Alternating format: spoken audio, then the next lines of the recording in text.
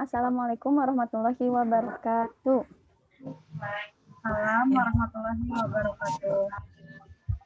Alhamdulillahirrabbilalamin, puji dan syukur kehadirat Allah Subhanahu wa Ta'ala. Alhamdulillah, pada hari ini kita bisa bertemu secara virtual. Insya Allah semuanya dalam keadaan sehat walafiat. Salawat serta salam senantiasa tercurah limpah kepada Nabi Muhammad SAW, kepada keluarganya, para sahabatnya, dan mudah-mudahan tercurah kepada kita selaku umatnya hingga akhir zaman. Amin ya robbal alamin. Sebelumnya kami ucapkan terima kasih kepada Ibu Eli Sumarlina SPD selaku Kepala Sekolah yang telah memberikan kesempatan kepada kami untuk melakukan kegiatan pengimbasan BIMTEK Guru Belajar seri AKM pada hari ini. Kami ucapkan juga terima kasih kepada Bapak dan Ibu guru semuanya yang telah menyempatkan waktunya untuk sama-sama kita sharing AKM. Untuk kelancaran kegiatan kali ini, marilah kita membaca basmalah bersama-sama. Bismillahirrahmanirrahim. Langsung saja kepada materi yang pertama tentang mengapa harus AKM yang akan disampaikan oleh Ibu Risma. Kepada Ibu Risma dipersilahkan. Ya, terima kasih Bu Mei. Ya. Untuk saat ini kita akan mulai dengan program guru belajar ya, karena AKM ini adalah bagian dari program guru belajar. Bismillahirrahmanirrahim. Assalamualaikum warahmatullahi wabarakatuh.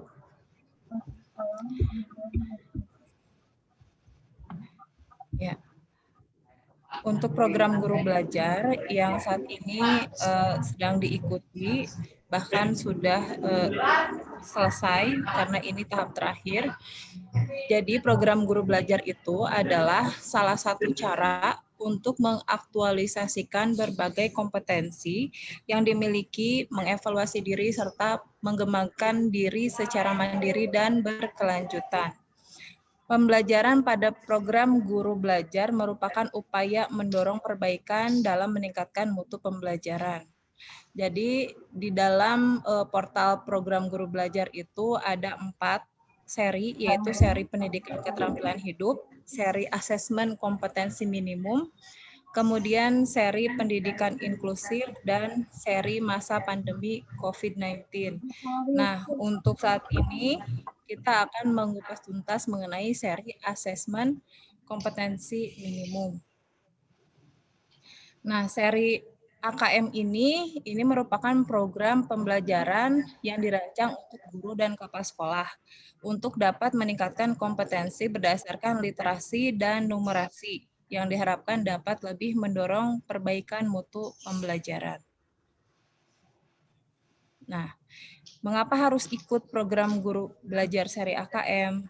Karena yang pertama waktu belajarnya fleksibel, kemudian mudah mempelajari kontennya, kolaboratif, kemudian pengalaman belajar menyenangkan, dan nanti kita akan mendapat sertifikat BIMTEK 32 jam pelajaran dan piagam penghargaan.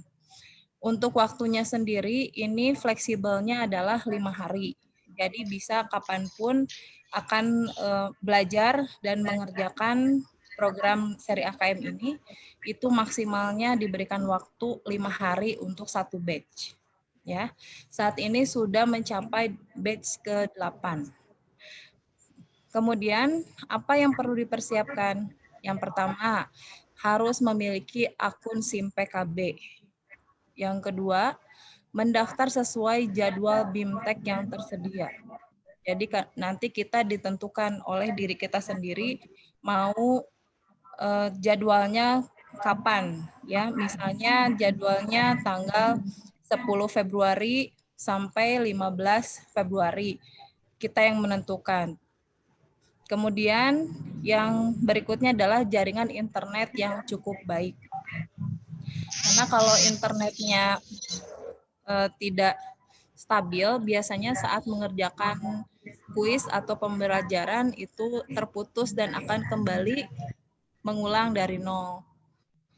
Oke, ini adalah tahapannya dari AKM, seri AKM Guru Belajar. Yang pertama adalah BIMTEK. Nah, kontennya ini ada banyak ya. Ada orientasi guru belajar, ada 3 topik, dan 1 kuis. Jadi di setiap topiknya itu biasanya kita akan ada pretest. Jadi pas awal masuk itu ada pretest, kemudian kita akan belajar per topik. Jadi kalau misalnya topik yang utama belum selesai, kita tidak bisa melanjutkan topik berikutnya. Gitu. Nah, untuk kuisnya sendiri, ya, ini nilainya nanti diusahakan minimal 70% ya. Gitu. Ada pengantar programnya, konsepnya, kemudian teknis, asesmen literasi membaca, asesmen numerasi, asesmen pasca program, dan tindak lanjut laporan hasil AKM. Nah, nanti di topik yang terakhir, ini setiap ada yang tulisan kuisnya ada 2, ini kita diminta untuk pertama mengisi kuis, ada yang berupa pilihan ganda, ada yang berupa isian, dan kuis yang satunya lagi kita diminta untuk membuat soal, ya, baik itu soal literasi maupun numerasi. Gitu.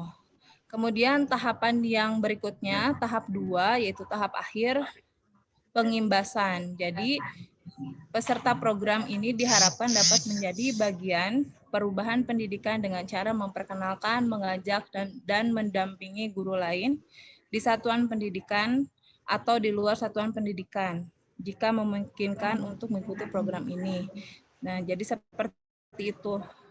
Sebenarnya di tahapan 1 ini, kalau sudah berhasil menyelesaikan semuanya, semua topik sampai 100%, ini kita sudah dapat sertifikat. Tapi kalau misalnya mau piagam penghargaannya harus melakukan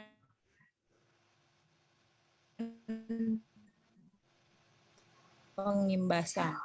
Seperti itu. Caranya masuk ke link ya, link gtk.belajar.kemdikbud.go.id. Jadi kita masuk dulu ke portalnya, yaitu gtk.belajar.kemdikbud.go.id. Jadi seperti ini tampilannya, seperti yang sudah biasa Ibu dan Bapak Guru temui ya, untuk cek segala macam info tentang GTK. Kemudian di halaman utama ada Guru Belajar. Ini adalah aplikasi baru. Kemudian kita langsung klik yang warna hijau, masuk. Nah, oke. Setelah masuk, nanti ada 4 daftar seri yang bisa diikuti. Namun untuk saat ini kita masuk di seri asesmen kompetensi minimum. Lalu diklik yang warna biru selengkapnya.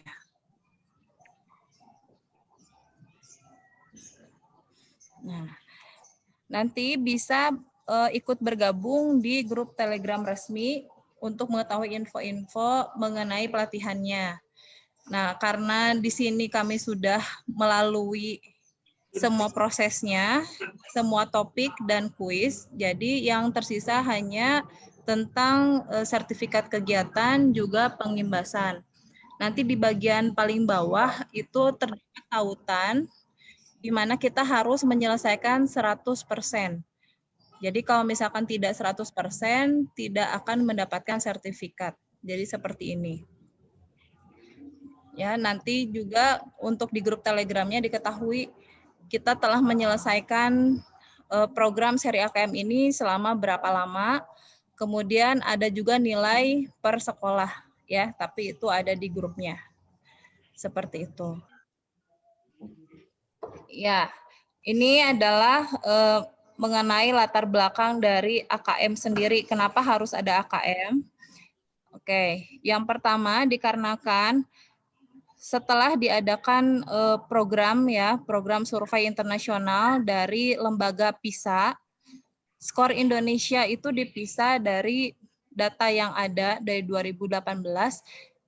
Semua nilai dari literasi membaca, kemudian literasi matematik, numerasi, dan juga ilmu sains kita berada di bawah standar internasional. Ya, bahkan di survei untuk seluruh negara kita termasuk di negara nomor 7 dari bawah, ya, dikarenakan literasinya masih kurang seperti itu. Jadi kalau misalkan rata-rata standarnya adalah 500, kita itu berada di antara untuk membaca itu hanya di angka 402. Kemudian di 2018 itu menurun menjadi 371.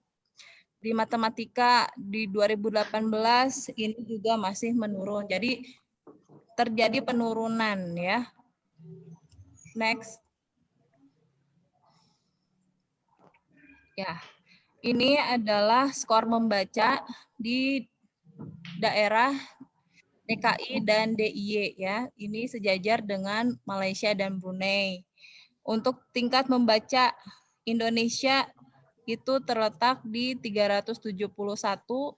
Kemudian ini masih di bawah negara lain ya. Kemudian matematika 379 dan di bidang sains itu 396. Ya. Jadi ini adalah sampling di setiap negara. Nah, untuk kelemahan pada literasi membaca, kekurangannya adalah siswa tidak cermat membaca informasi yang ada di footnote. Footnote itu bacaan-bacaan kecil. Jadi kekurangannya itu siswa-siswa di Indonesia kalau membaca informasi apalagi media cetak itu hanya dibaca huruf-huruf yang besarnya saja. Jadi literasinya tidak menyeluruh, sehingga kalau misalkan ada informasi yang penting seperti misalnya syarat dan ketentuan pada suatu produk, nah itu biasanya tidak terbaca. Jadi itulah mengapa orang Indonesia itu lebih banyak mengeluhnya daripada memberi saran ya, seperti itu. Next. Oke, berikutnya kelemahan siswa pada literasi sains. Kelemahannya itu berpikir saintifik, jadi informasi yang logis dan bukti ilmiah, mau itu berupa angka dan sains terbaru itu biasanya terabaikan. Nah, sehingga literasi sainsnya di Indonesia itu masih sedikit gitu. Jadi kalau misalkan seperti ini, contohnya berikan bukti dari tabel yang mendukung gagasan bahwa cerita itu mungkin benar. Nah, biasanya untuk orang Indonesia sesuai surveinya itu tidak melihat tabel angkanya, tapi lebih ke bacaannya. Jadi kurang saintifik gitu. Next. Ya. Schooling is not learning ya. Jadi kategori orang Indonesia dengan numerasi matematika, misalnya contoh 3.023 rupiah dituliskan sebagai, nah ini biasanya untuk pembelajaran ini kan di siswa kelas 2 ya udah mulai. Untuk Indonesia jawaban yang benar itu hanya 59,5%. Jadi biasanya terjebak di bilangan angka kalau sudah mulai ribuan, puluhan ribu, dan seterusnya. Ya, next. Nah, jadi asesmen kompetensi minimum ini tidak menggantikan AKM. Nah, ini adalah perbandingan situasi saat ini dan arah kebijakan baru. Itu. Nah, untuk arah yang UN kemarin kan indikatornya per personal, per siswa. Sedangkan untuk yang baru ini diberikan secara acak. Jadi AKM itu tidak untuk semua siswa, hanya sampling saja, baik itu siswa, guru, maupun kepala sekolah. Dan yang diujikan itu ada 3, yaitu literasi, numerasi, dan karakter. Ya. Udah ya? Ya, asesmen AKM ya. Jadi ini mengukur keterampilan dasarnya dan samplingnya itu siswa kelas 5, kelas 8, dan kelas 11. Gitu. Jadi nanti nilainya akan diberikan ke sekolah-sekolah langsung berupa hasil yang akan mendorong supaya sekolah dapat meningkatkan kemampuan kompetensi siswa, guru, dan lingkungan sekolah. Seperti itu. Ya, terima kasih. Saat ini langsung ke materi yang kedua, Bu Ini. Oke, baiklah. Yang selanjutnya, apa sih itu asesmen kompetensi minimum dan apa hubungannya dengan asesmen nasional? Nah, dari BIMTEK itu kita mendapatkan pengetahuan baru. Tadi sudah dijelaskan oleh Bu Risma bahwa latar belakang pengalihan dari ujian nasional menjadi AKM karena di latar belakangi nilai kita di PISA itu sangat rendah, terutama dalam literasi membaca dan literasi numerasi. Nah, baiklah, kita mulai dengan asesmen nasional. Asesmen nasional adalah program penilaian terhadap mutu setiap sekolah, madrasah, dan program kesetaraan pada jenjang dasar dan menengah, baik menengah pertama ataupun menengah lanjutan ya. Nah, coba pindahkan dulu. Ya, mutu satuan pendidikan dinilai berdasarkan hasil belajar murid yang mendasar dari tadi yang sudah disebutkan, baik literasi membaca, kemudian numerasi dan karakter, serta kualitas proses belajar mengajar dan iklim satuan pendidikan yang mendukung pembelajaran. Jadi apa sih itu AKM dan apa itu asesmen nasional? Jadi AKM itu merupakan salah satu bagian dari asesmen nasional. Asesmen nasional ini memiliki 3 komponen atau instrumen utama. Yang pertama adalah asesmen kompetensi minimum atau kita sering kenal dengan AKM, kemudian survei karakter dan survei lingkungan belajar. Baiklah, apa tujuan dari asesmen nasional?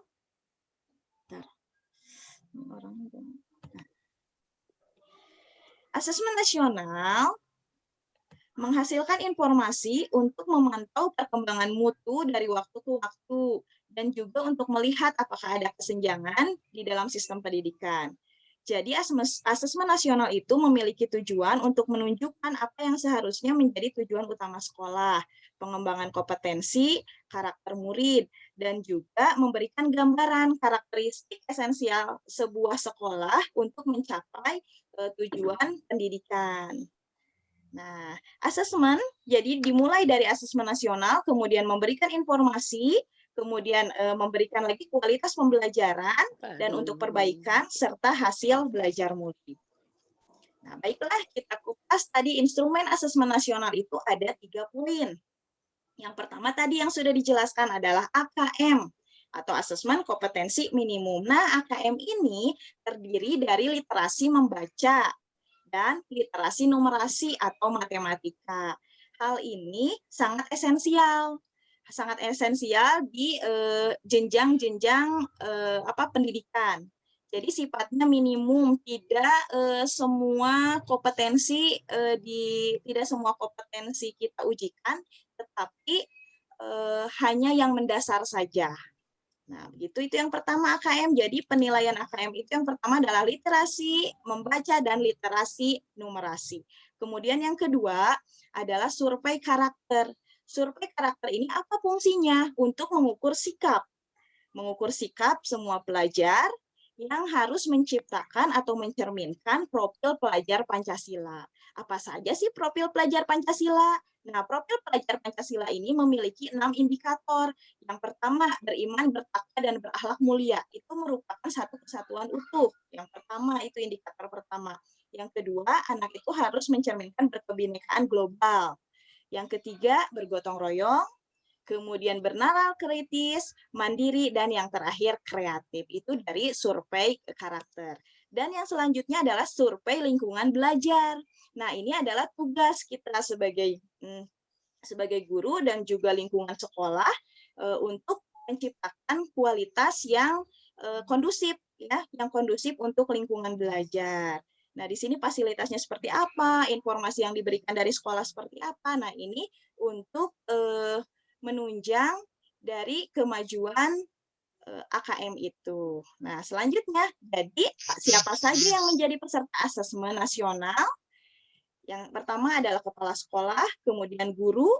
Guru itu seluruh guru, tenaga pendidik dan kependidikan, tidak lepas dari pegawai negeri ataupun honorer, semuanya berkolaborasi, ya, dan juga murid. Nah, ini untuk contoh yang kemarin itu yang sampling itu maksimal 30 murid. Ini untuk contoh yang waktu Kota Bandung. Nah, dilihat di sini instrumen asesmen nasional dan informasi yang dihasilkan. Pertama, murid. Sebagai murid jelas melakukan instrumen AKM literasi numerasi dan survei karakter itu dilakukan oleh murid. Apa yang didapatkan? Dari situ kita mendapatkan hasil belajar secara kognitif. Nah, ini yang dijadikan pengalihan atau perubahan yang asalnya ujian nasional menjadi AKM. Nah, ini dari hasil belajar kognitif itu. Kemudian, survei karakternya hasil belajar sosial emosional. Nah, ini yang dinilai untuk kelas 5 di sekolah dasar, 8 di SMP, dan 11 di menengah atas. Nah, itu yang dilakukan pengalihan dari UN menjadi AKM. Nah, ini yang dinilainya di sini. Kemudian guru dan kepala sekolah di mana posisinya? Mereka melakukan survei lingkungan belajar. Berusaha sesuai dengan karakter peserta didik atau yang dibutuhkan oleh peserta didik di dalam lingkungan tersebut. Kemudian, jadi apa asesmen kompetensi minimum itu?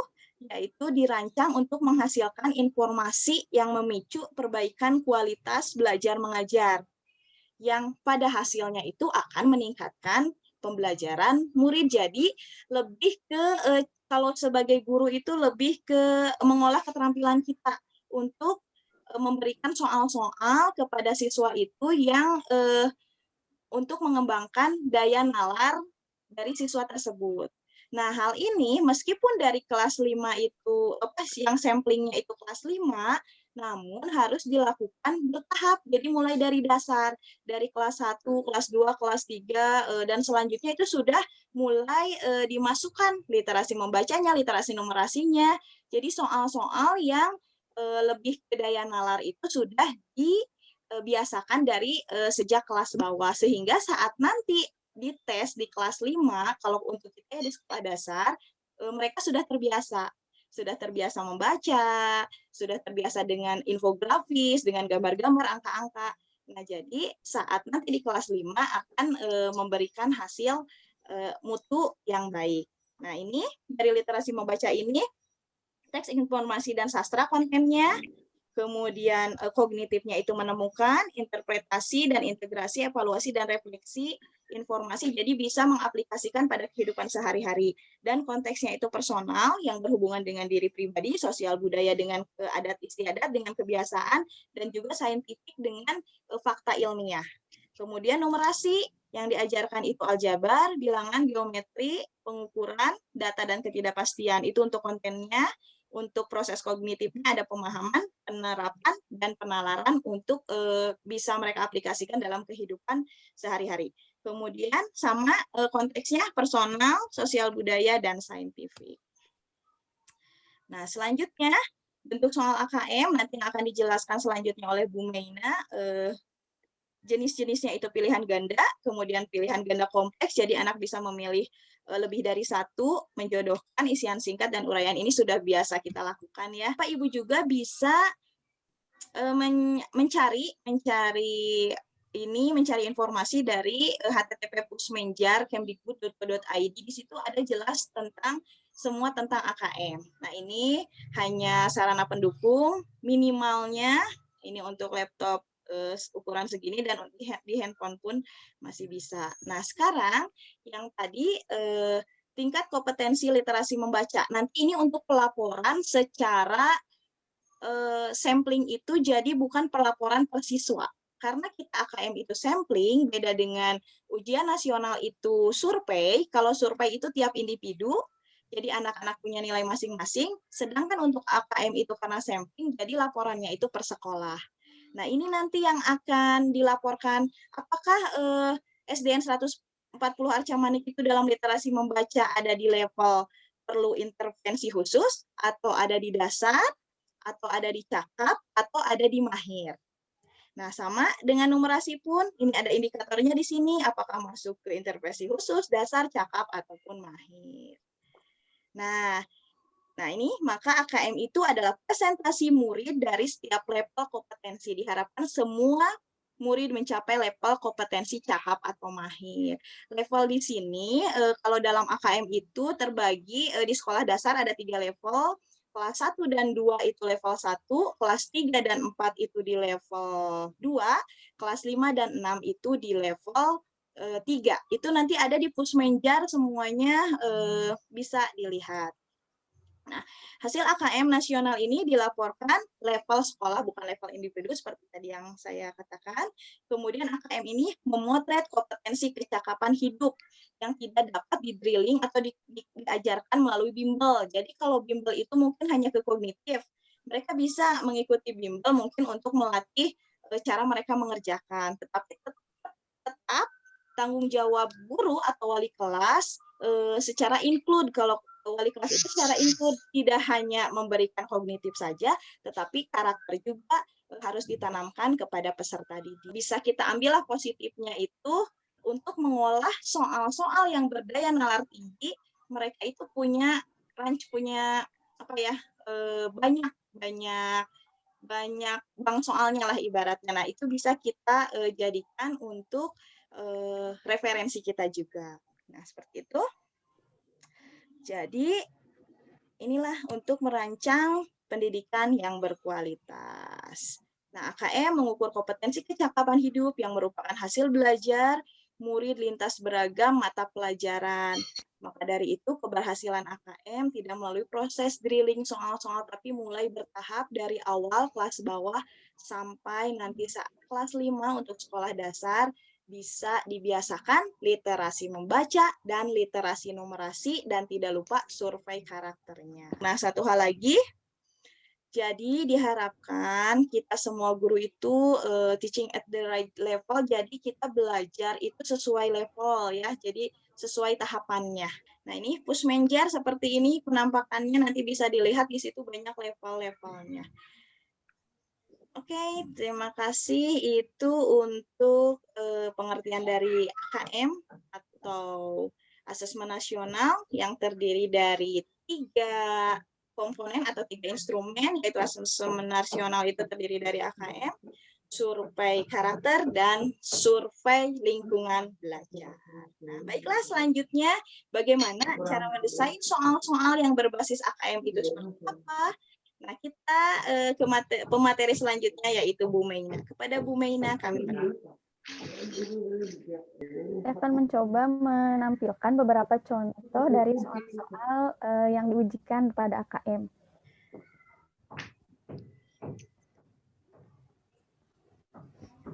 Sudah tampil gambarnya? Masih hitam. Oke, ya, udah ada. Pada contohnya, soal AKM ini biasanya didahului oleh adanya teks, gambar, infografis, tabel, dan lain sebagainya.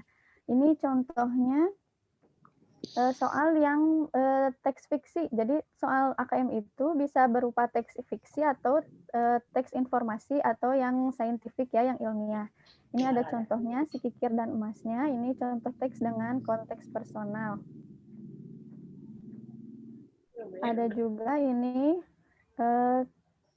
teks dengan konteks saintifik atau yang berbasis ilmiah ya. Ada gambarnya, biasanya menarik soal-soal AKM itu. Ada gambarnya, tulisannya juga berwarna, biasanya seperti itu. Nah, ini apa saja sih yang diujikan pada soal-soal AKM itu? Yang pertama, nanti siswa akan mengakses dan mencari informasi dalam teks. Juga nanti akan memilih informasi yang relevan. Juga bagaimana mengukur kemampuan siswa untuk memahami teks secara literal atau menyeluruh, bagaimana siswa menyusun kesimpulan, membuat prediksi, lalu merefleksikan isi wacana sesuai dengan kondisi di lapangan misalnya. Nah, ini ya, jadi teksnya ada teks sastra atau teks fiksi, cerita, biasanya ada juga teks yang berbentuk atau berisi tentang informasi ilmiah atau saintifik.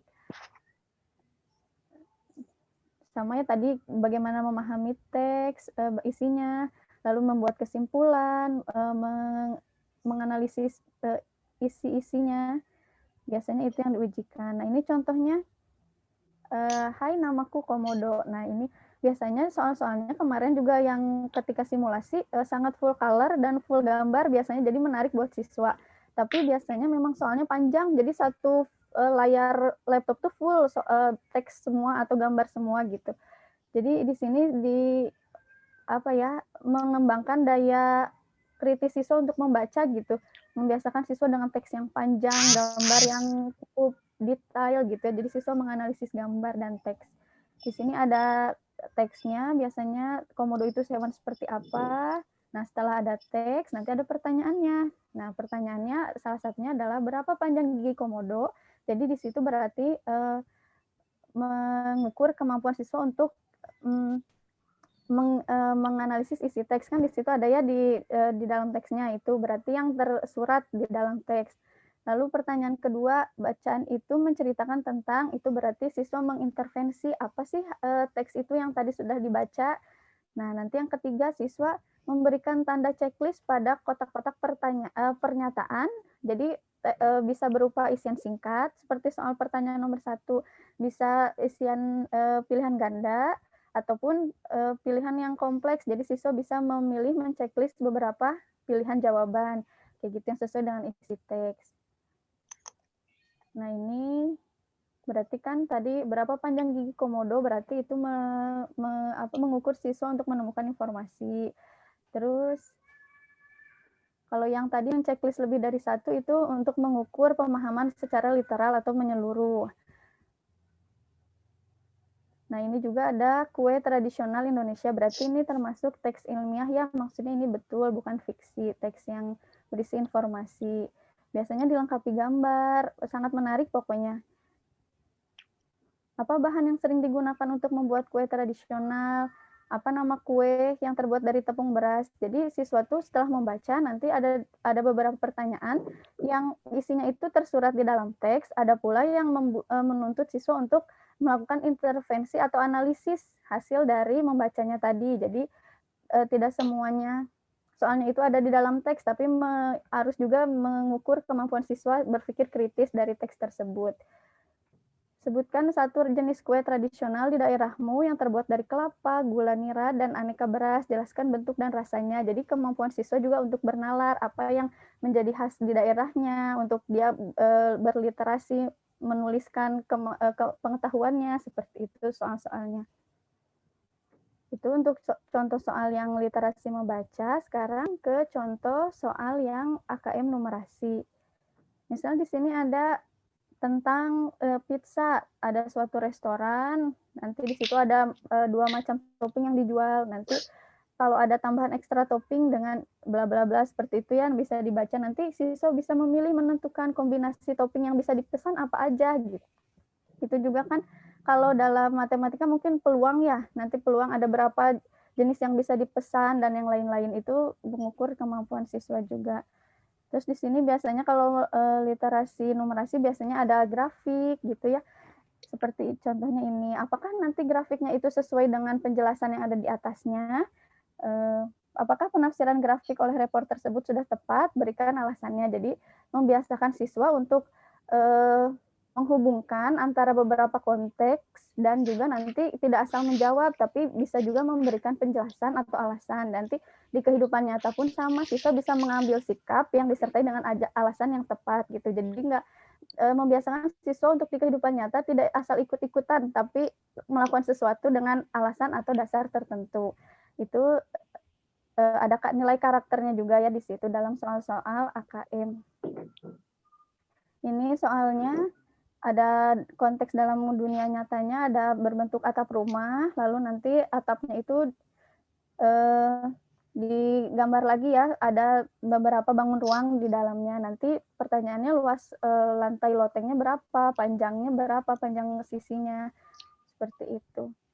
Ini contoh-contohnya, soal-soalnya. Ada juga yang untuk penalaran, misalnya nanti diberikan mengisi tabel. Misalnya nanti pada pasien pertama itu jam pertama dikasih 300 mg obat. Nanti setiap 1 jam kemudian itu dosisnya akan berkurang 60%. Nanti siswa berarti menghitung tentang operasi hitung pecahan ya. Di sini ada 60% kali 300 berapa di jam 9. Nanti menghitung lagi di jam 10, di jam 11. Jadi soalnya tidak 60/100 dikali 300 sama dengan biasanya kan kita membuat soal gitu ya. Tapi nanti di sini dikemas dalam bentuk konteks masalah, misalnya nanti dibuat dalam bentuk yang lebih menarik, mengisi tabel dan lain sebagainya gitu. Nah, di sini kemampuan yang diukurnya ada mengingat, mengidentifikasi, mengklasifikasikan, menghitung, mengambil atau memperoleh, dan mengukur. Ini ada contoh soalnya ya. Ada waktu dekomposisi dari sampah-sampah, jenis sampah, ada kulit pisang, kulit jeruk. Nanti pertanyaannya, sampah anorganik lebih lama terurainya dibanding dengan sampah organik. Walaupun waktu dekomposisi popok sekali pakai lebih lama daripada plastik, namun kurang dari kulit apa itu? Dari kulit